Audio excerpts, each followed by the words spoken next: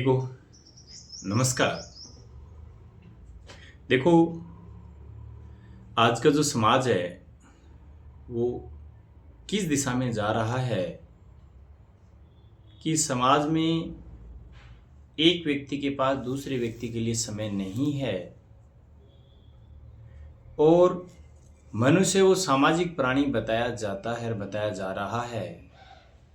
और जब उस मनुष्य के लिए ही समय है, वो एक मनुष्य के पास ही नहीं है, दूसरे मनुष्य के पास ही एक दूसरे के लिए समय नहीं है और वो कहीं दूसरी जगह है, एक किराए पर मनुष्य को खोज रहे हैं। कितनी विडंबना की बात है। हमारा समाज किस दिशा में जा रहा है। मैं कल एक सोशल मीडिया प्लेटफॉर्म पे एक रिपोर्ट पढ़ रहा था। वो रिपोर्ट पढ़ते पढ़ते सामने आया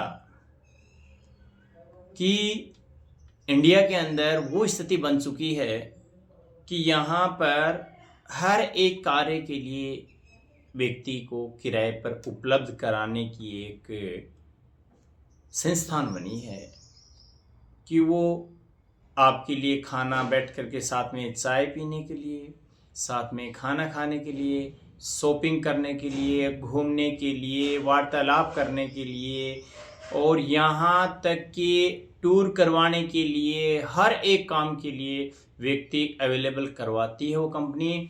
और वो व्यक्ति अवेलेबल जो करवाती है वो किराए पर करवा रही है। सोचो इस बात को कि जब व्यक्तियों में एक दूसरे के लिए समय ही नहीं है तो फिर ये सामाजिक प्राणी है, इसका कहने का कोई सेंस नहीं है। क्योंकि समाज में यदि वो चीज़ें पूरी नहीं हो रही हैं तो फिर वो सामाजिक प्राणी क्यों कहे अपने आप को। तो ये आज की सबसे बड़ी समस्या है। मैं काफ़ी बार वीडियो बनाया, मैंने कहा कि पेरेंट्स के पास बच्चों के लिए समय नहीं है, लेकिन ये रिपोर्ट पढ़ करके मेरे ये भी समझ में आ रहा है कि पेरेंट्स के पास बच्चों के लिए समय नहीं है, उनके साथ साथ उनके लिए अपने पार्टनर के लिए भी समय नहीं है। चाहे वो लेडीज हो, उसको जेंट्स के लिए समय नहीं है, जेंट्स को लेडीज के लिए समय नहीं है, जेंट्स को जेंट्स के लिए समय नहीं है, लेडीज को लेडीज के लिए समय नहीं है। तो बड़ी चिंताजनक विषय है।